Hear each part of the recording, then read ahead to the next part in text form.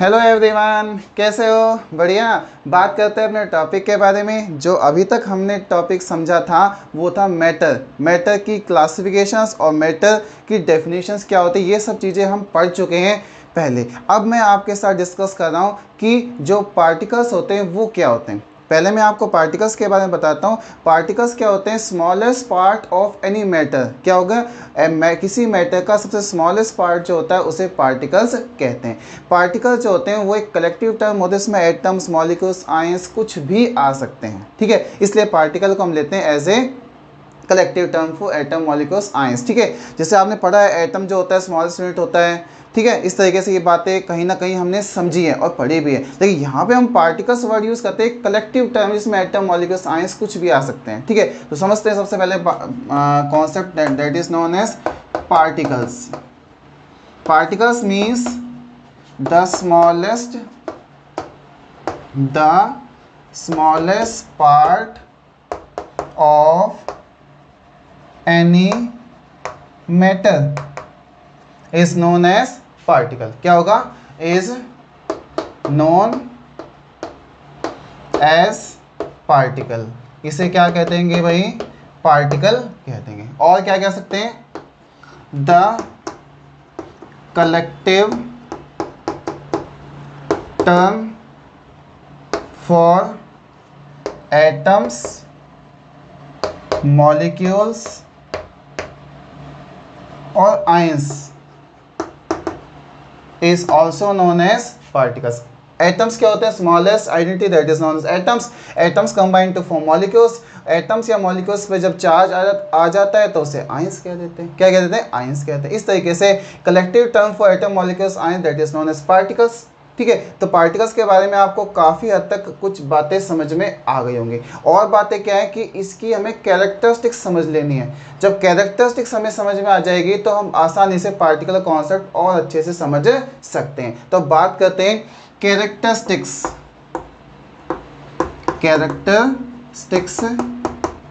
Of particles. भाई particles की क्या होती है? कैरेक्टरिस्टिक्स मतलब विशेषता होती है। हमें कितनी विशेषता याद करनी है, कितनी समझनी है? 4 कैरेक्टरिस्टिक्स हमारे सिलेबस में, उन्हीं सभी को हम एक बार डिस्कस कर लेते हैं, फिर 1 बाय 1 सबको एक्सप्लेन कर लेंगे।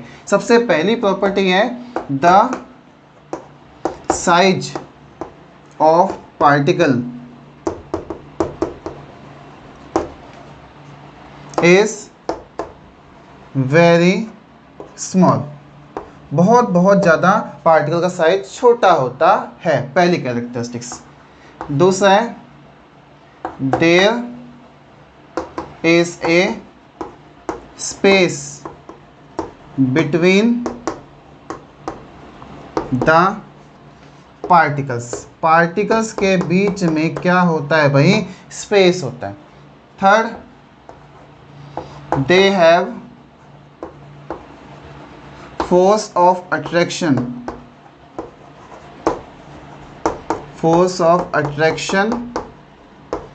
between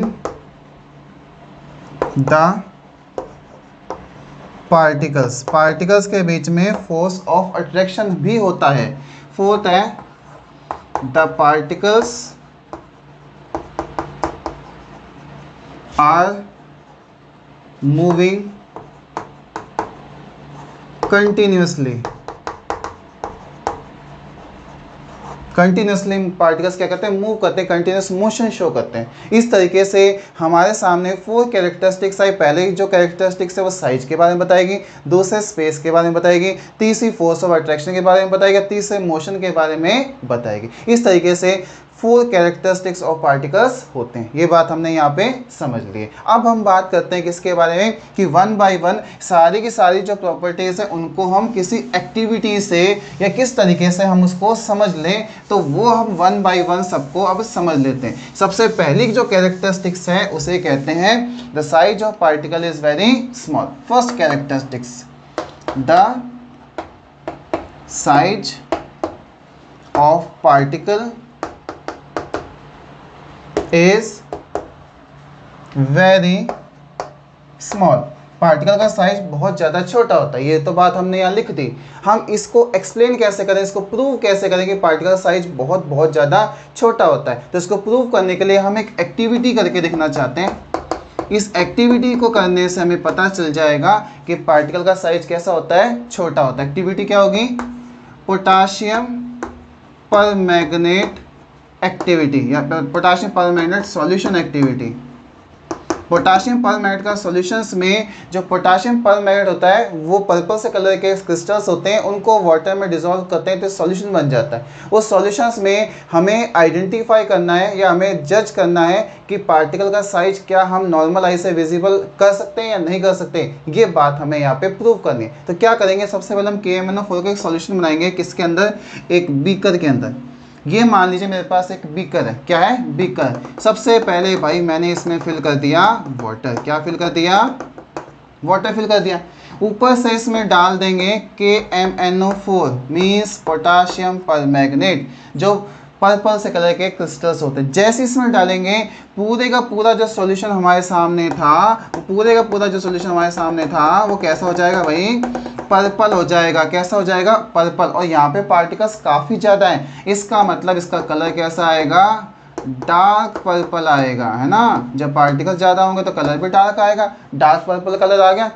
मैंने कोशिश करी यहाँ पे अपनी नॉर्मल आई से पार्टिकल्स को देखने की कोशिश करी, लेकिन मेरे को कलर तो दिखाई दिया, लेकिन पार्टिकल्स जो है एग्जैक्टली मेरे को दिखाई नहीं दिए। इसका मतलब पार्टिकल का साइज कैसा होता है, छोटा होता है, जो नॉर्मल आई से दिखाई नहीं देता। मैंने इस चीज़ को आगे कंटिन्यू किया, पार्टिकल्स के अमाउंट को कम करके। कैसे कम करेंगे वो देखेंगे। मैंने क्या किया, 3 मेजरिंग सिलेंडर्स ले लिए। 3 क्या ले लिए भाई, मेजरिंग सिलेंडर्स ले लिए। 3 मैंने क्या ले लिए, मेजरिंग सिलेंडर्स ले लिए। इस तरीके से मान लीजिए ये मेरे पास 3 मेजरिंग सिलेंडर्स हैं, ठीक है। ये क्या है, 3 मेजरिंग सिलेंडर्स हैं। इस तरीके से क्या होंगे, ये 3 मेजरिंग सिलेंडर्स हैं। ये भाई ये पहला मेजरिंग सिलेंडर है। इसके बाद भाई ये आ गया दूसरा मेजरिंग सिलेंडर। और याद रखना है तीनों measuring cylinders near about same type के और सेम लेवल के, सेम क्वांटिटी के होने चाहिए। मैंने यहाँ पे तीनों जो डायग्राम्स हैं नियर अबाउट सेम बने हैं, ठीक है। अब क्या करेंगे, इसके अंदर फिल कर देंगे सेम क्वांटिटी में वाटर। क्या फिल कर देंगे भाई, सेम क्वांटिटी में क्या फिल कर देंगे, वाटर फिल कर देंगे। सेम क्वांटिटी में क्या फिल कर देंगे, वाटर भाई इसके अंदर हम कर देंगे फिल। इसके अंदर भी सेम क्वांटिटी में क्या फिल कर देंगे, वाटर फिल कर देंगे। वाटर फिल करते के साथ सेम क्वांटिटी में भाई मैंने इसमें क्या फिल कर दिया, वाटर फिल कर दिया भाई। देखो सभी में आपको दिखाई दे रहा होगा लेवल ऑफ वाटर कैसा है भाई, इक्वल है, बराबर है। फिल कर दिया। अब मैं क्या करूँगा, एक टेस्ट ट्यूब लूँगा। एक टेस्ट ट्यूब जो है उसमें कितना ml सॉल्यूशन आ सकता है, नियर अबाउट 10 ml। मैं टेस्ट ट्यूब लूँगा और ये वाला सॉल्यूशन इसमें मैं फिल कर दूँगा। डार्क पर्पल कलर का जो सॉल्यूशन था इस टेस्ट ट्यूब के अंदर फिल कर दिया। अब इसके अंदर क्या है, पार्टिकल्स आ गए। अब मैंने क्या किया, ये मेरे पास इस कंटेनर में क्या था, इसे A कह दिया गया, इसे B कह दिया गया और इसे C कह दिया। इन तीनों कंटेनर्स में वाटर है और वाटर कैसा होगा, कलरलेस होगा। लेकिन जैसे ये सॉल्यूशन जो है इसमें डाउनपोर करते हैं, ठीक है, तो इसका जो कलर है वो कैसा हो जाएगा भाई, लाइट पर्पल हो जाएगा। कैसा हो जाएगा, लाइट पर्पल सा कलर आ जाएगा। अगर लाइट पर्पल कलर आ गया इसका मतलब यहाँ से यहाँ पार्टिकल्स क्या हो गए, कम हो गए। मैंने कोशिश करी नॉर्मल आई से अपने इनके पार्टिकल्स देखने की, तो क्या मेरे को पार्टिकल्स दिखाई दिए, नहीं दिखाई दिए। इसका मतलब यहाँ पे लाइट कलर आने के बाद, लाइट पर्पल कलर आने के बाद भी मेरे को पार्टिकल्स दिखाई नहीं दिए। फिर मैंने आगे कंटिन्यू किया इस प्रोसेस को। मैं दोबारा टेस्ट ट्यूब ली, इसमें इस टेस्ट ट्यूब, इस जो कंटेनर, इस कंटेनर का सॉल्यूशन इसमें भरा और इसको मैंने नेक्स्ट टेस्ट ट्यूब में डाला। इसमें जो कलर है एज कंपेरिजन टू ए, जो कंटेनर उससे क्या होगा, लाइट आएगा, उससे भी क्या आएगा, हल्का आएगा। तो हम कह सकते हैं इससे इसमें क्या हो गया, लाइट कलर आ गया। क्या हो गया, लाइट कलर आ गया। और लाइट, इससे और लाइट हो गया। क्या इसमें पार्टिकल्स दिखाई दी है, मैंने कोशिश करी, नहीं दिखाई दी। फिर मैंने क्या किया, एक और टेस्ट ट्यूब ली, उसमें इस वाले जो कंटेनर का जो सॉल्यूशन इसमें डाला और इसको नेक्स्ट इसमें कंटेनर में डाल दिया। इसमें डालने के बाद क्या होगा, बहुत ज़्यादा लाइट कलर हो गया। बहुत ज़्यादा लाइट मतलब नंबर ऑफ पार्टिकल्स यहाँ पे कम हो गए। अब पार्टिकल्स यहाँ बहुत ज़्यादा थे, यहाँ और कम हो गए, यहाँ और कम हो गए।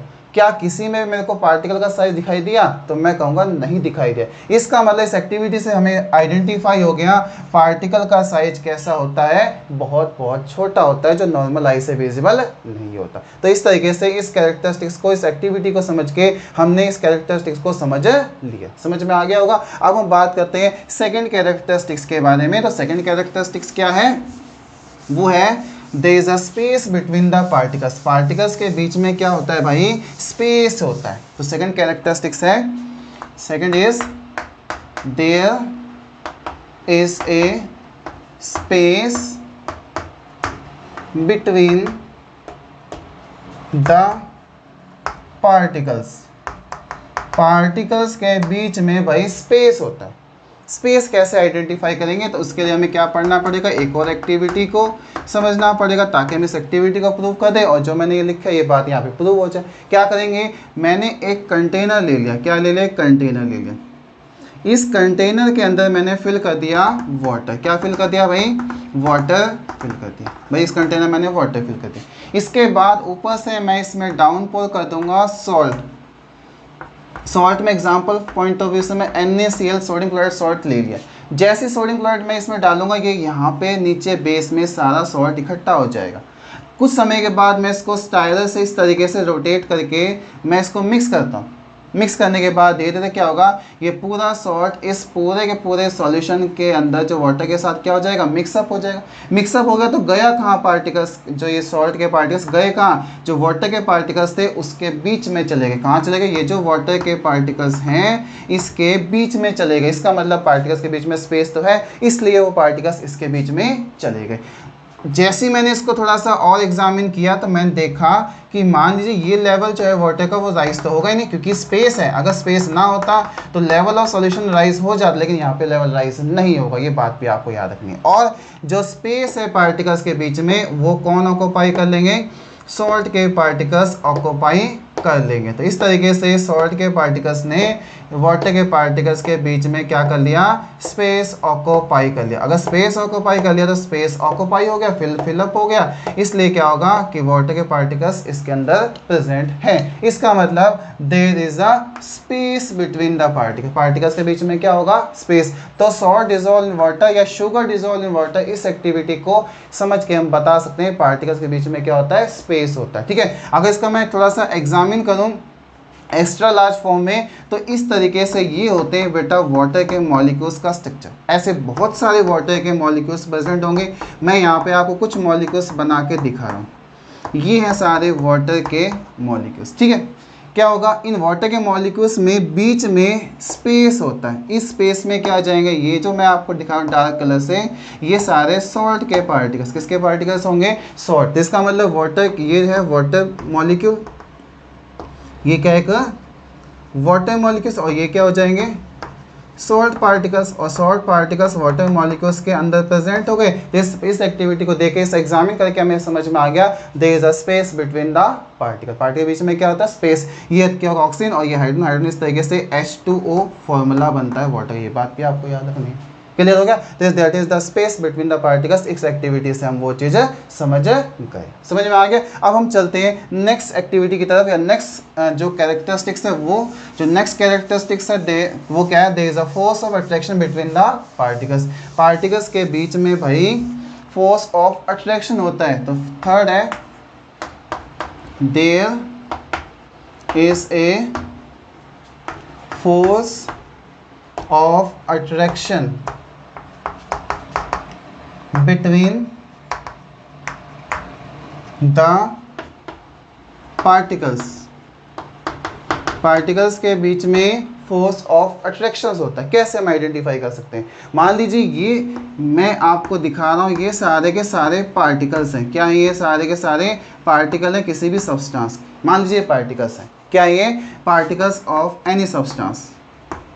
ये सारे पार्टिकल्स हैं। अगर पार्टिकल्स में फोर्स ऑफ अट्रैक्शन है, मतलब एक पार्ट दूसरे की तरफ अट्रैक्ट हो रहा है, अगर स्ट्रॉन्ग फोर्स ऑफ अट्रैक्शन है तो पार्टिकल्स क्या नज़दीक नज़दीक नहीं आएंगे? ये पार्टिकल्स थे बिल्कुल ही नज़दीक नज़दीक आ गए। अब ये पार्टिकल्स नज़दीक नज़दीक आ गए तो एक डेफिनेट ज्योमेट्री ऑफ पार्टिकल्स बन गया, और डेफिनेट ज्योमेट्री ऑफ पार्टिकल्स बन गया इसका मतलब ये एक स्टेट बना दिया that is known as solid state of matter, solid state of matter. Definite arrangement है particle, maximum force of attraction है, इसका मतलब सॉलिड स्टेट बन गया। अगर ये पार्टिकल्स लूजली बाउंड हो, कैसे हो, लूजली बाउंड हो, तो उसके कारण जो स्टेट बन जाएगा वो आपको आइडेंटिफाई होगा। उसका डेफिनेट क्या हो सकता है, वॉल्यूम तो हो सकता है कि नंबर ऑफ पार्टिकल्स फिक्स हैं, लेकिन शेप डेफिनेट नहीं हो सकता। शेप ऐसा भी हो सकता है ये पार्टिकल्स इस तरीके से प्रेजेंट हो सकता है, ये पार्टिकल्स मान लीजिए इस तरीके से प्रेजेंट है। अगर इस तरीके से है तो ये शेप ये वाला आ जाएगा। इसका मतलब लिक्विड का ना क्या होता है, डेफिनेट शेप नहीं होता, लेकिन डेफिनेट वॉल्यूम हो सकता है। क्या हो सकता है, डेफिनेट वॉल्यूम हो सकता है। समझ में आ गया। इस तरीके से हम कह सकते हैं ये कौन सा स्टेट बन गया भाई, लिक्विड स्टेट ऑफ मैटर। ये बात भी हमें समझ में आ गई। बट लिक्विड स्टेट भी हो सकता है अगर पार्टिकल्स में फोर्स ऑफ अट्रैक्शन बहुत ज़्यादा स्ट्रॉन्ग ना हो, और बिल्कुल ही ना हो तो बिल्कुल ही ना हो तो भाई मैं ये जैसे मान लीजिए ये पार्टिकल्स थे, इन पार्टिकल में कोई फोर्स ऑफ अट्रैक्शन नहीं, तो पार्टिकल्स कहीं भी जा सकते हैं, कैसा भी शेप हो सकता है, इरेगुलर कैसा भी शेप हो सकता है, कैसा भी शेप हो, डेफिनेट नंबर ऑफ पार्टिकल्स ना हो। तो आपको पता है इरेगुलर शेप हो, जैसा कंटेनर वैसा शेप अटेन हो जाए, या फिर हम कह सकते हैं उसमें ना डेफिनेट वॉल्यूम ना डेफिनेट शेप हो, तो उसे क्या कहेंगे, गैसियस स्टेट ऑफ मैटर। तो अब ये बन जाएगा गैसियस स्टेट ऑफ मैटर। समझ में आ गया होगा। गैसियस स्टेट ऑफ मैटर मतलब force of attraction between the particles negligible. तो नेग्लेजिबल किस में होगा, गैसियस स्टेट में, मैक्सिमम किस में होगा, सॉलिड स्टेट में, और मीडियम किस में होगा, गैस लिक्विड स्टेट में होगा। इस तरीके से 3 स्टेट्स ऑफ मैटर हमें पार्टिकल्स में फोर्स ऑफ अट्रैक्शन से समझ में आ गया। और इस चीज़ को प्रूव करके हम कह सकते हैं पार्टिकल्स के बीच में फोर्स ऑफ अट्रैक्शन भी होता है। क्लियर होगी बात। अब हम चलते हैं फोर्थ कैरेक्टरिस्टिक्स की तरफ, that is the particles in a continuous motions. क्या होगा, particles in a continuous motions. Particles किस में होते हैं बेटा, कंटिन्यूअस मोशंस में। तो फोर्थ कैरेक्टरिस्टिक्स है the particles are in a continuous motion. Particles किस में होते हैं, कॉन्टिन्यूअस मोशन में होते हैं।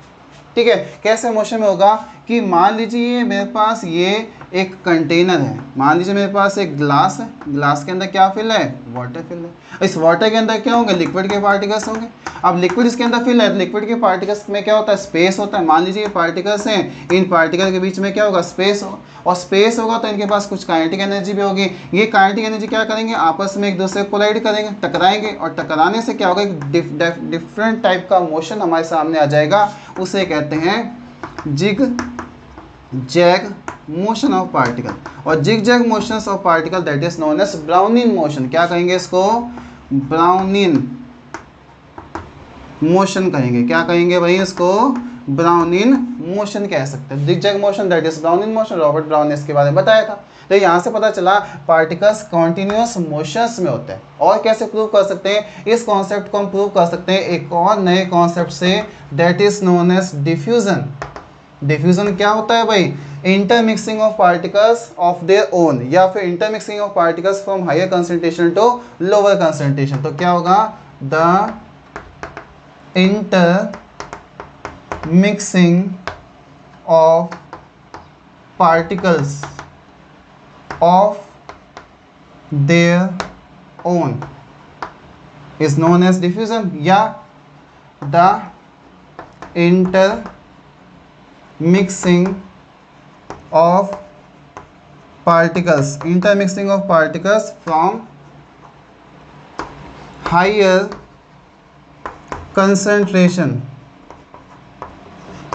concentration to lower concentration is known as diffusion. इसे क्या कहोगे, डिफ्यूजन कह सकते। डिफ्यूजन सबसे ज़्यादा किस में होगा, तो हमारा आंसर आएगा सबसे ज़्यादा डिफ्यूजन होता है बेटा गैस में, उससे कम होता है लिक्विड में, उससे कम किस में आएगा, लिक्विड में, और ना के बराबर किस में होता है, सॉलिड में डिफ्यूजन होता है। तो रेट ऑफ डिफ्यूजन सबसे ज़्यादा गैस में, उससे कम लिक्विड में, सबसे कम सॉलिड में होता है। रेट ऑफ डिफ्यूजन मतलब पार्टिकल्स का मूवमेंट होना, उसे रेट ऑफ डिफ्यूजन कहते हैं। ठीक है, इसी को प्रूव करने के लिए एक एक्टिविटी है, उस एक्टिविटी को हम आइडेंटिफाई कर लेते हैं और हमें समझ में आ जाएगा। मैंने क्या किया, 2 ग्लास के जार लिए, मान लीजिए एक ग्लास का जार ये है, मैंने दोनों को एक के ऊपर इस तरीके से फिट कर दिया। ये ग्लास का जार, इस पर ग्लास लिड लगा दी गई, और ये दूसरा ग्लास का जार है, इस पे इस तरीके से मैंने इसको फिट कर दिया। दोनों ग्लास के जार के अंदर अलग अलग गैस भरी गई, एक में ऑक्सीजन गैस भरी गई, एक में नाइट्रोजन गैस को फिलअप किया गया। Nitrogen gas basically brown colour की होती है, ठीक है। ऑक्सीजन गैस कैसी होती है, कलर लेस होती है। तो क्या होगा, जैसे ही ग्लास, ये क्या है, ग्लास लिड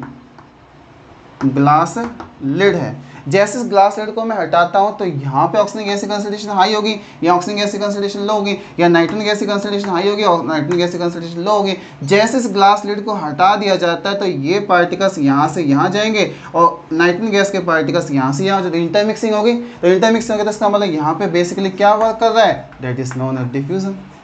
समझ में आ गया। और डिफ्यूजन क्या होता है, intermixing of particles from higher concentration to lower concentration, that is known as diffusion. तो आपको डिफ्यूजन भी समझ में आ गया होगा। ये किसको प्रूव करता है, particles in a continuous motions में होते हैं। ठीक है, इसके बाद जो डिफ्यूजन होता है, ये डिफ्यूजन बेटा इंक्रीज डिक्रीज भी हो सकता है, मतलब कुछ ऐसे फैक्टर्स होते हैं जो डिफ्यूजन को चेंज कर सकते हैं। तो हम फैक्टर्स के बारे में समझ लेते हैं, फैक्टर्स अफेक्टिंग डिफ्यूजन। ठीक है, तो बात करते हैं फैक्टर्स अफेक्टिंग डिफ्यूजन। डिफ्यूजन को चेंज करने वाले फैक्टर्स। पहला फैक्टर जो होगा उसे कहा जाएगा डेंसिटी। डेंसिटी क्या होती है भाई, density is equal to mass upon volume of the substance. ठीक है, डेंसिटी मतलब पार्टिकल्स कितने ज़्यादा है और कितने कम वॉल्यूम में बहुत सारे particles present, that is the density of the substance, mass upon volume. और डेंसिटी जो होती है वो कैसे, rate of diffusion. Rate of diffusion मतलब movement of particles, rate of diffusion. Rate of diffusion means movement of particles, इसके inversely proportional to square root of their density होते हैं। इसका मतलब डेंसिटी के इनवर्सली है, ये रिलेशन इनवर्स बता रहा है। इसका मतलब अगर डेंसिटी ज़्यादा है तो रेट ऑफ डिफ्यूजन कम होगा। इसे इनवर्स रिलेशन कहते हैं। क्या कहते हैं इसको, इनवर्स रिलेशन। इनवर्स रिलेशन मतलब अगर एक चीज़ ज़्यादा दूसरी चीज़ कम होगी। अगर डेंसिटी हाई है तो रेट ऑफ डिफ्यूजन क्या होगा, लो। अगर डेंसिटी लो है तो रेट ऑफ डिफ्यूजन ज़्यादा होगा। दैट इज बेसिकली एक लॉ बताया गया गैसीय स्टेट में, that is known as Graham's law of diffusion. इसे कहते हैं Graham's law of diffusion in case of gas. समझ में आ गया, ये ग्राम्स लॉ ऑफ डिफ्यूजन भी कहा जाता है गैसीय स्टेट में। क्लियर हो गया। अब मान लीजिए इस चीज़ को मेरे को प्रूव करना है तो मैं कैसे करूँगा, मैंने 2 कंटेनर ले लिए, एक कंटेनर ये, एक कंटेनर ये, दोनों के अंदर वाटर फिल कर दो। क्या फिल कर दो, वाटर। एक में एक ड्रॉप डालो बेटा इंक की, मान लो ये ड्रॉप किसकी है, इंक। और इसमें एक ड्रॉप डाली हनी की, किसकी, हनी की। किस में मूवमेंट फास्ट होगा, तो आप कहोगे इंक में मूवमेंट फास्ट होगा, क्योंकि इसका डेंसिटी क्या है, लो, और ये हनी की डेंसिटी कैसी है, हाई। इसका मतलब रेट ऑफ डिफ्यूजन किस में ज़्यादा होगा, इंक में ज़्यादा होगा, और इसमें डिफ्यूजन कम हो पाएगा। तो यहाँ क्या होगा, पार्टिकल स्प्रेड हो जाएंगे, ये क्या होगा, नीचे सेटल डाउन हो जाएंगे, स्प्रेड नहीं हो पाएंगे। इसका मतलब रेट ऑफ डिफ्यूजन डेंसिटी के inversely proportional to the square root of density के बराबर होता है। पहला फैक्टर समझ में आ गया होगा। अब बात करते हैं 2 फैक्टर्स और हैं, that is known as temperature and pressure. तो इसका मतलब डेंसिटी कैसा है, inversely proportional to rate of diffusion है, ये बात याद रखनी है। दूसरा है टेम्परेचर। टेम्परेचर के ये डायरेक्टली प्रोपोर्शनल होता है कौन, रेट ऑफ डिफ्यूजन।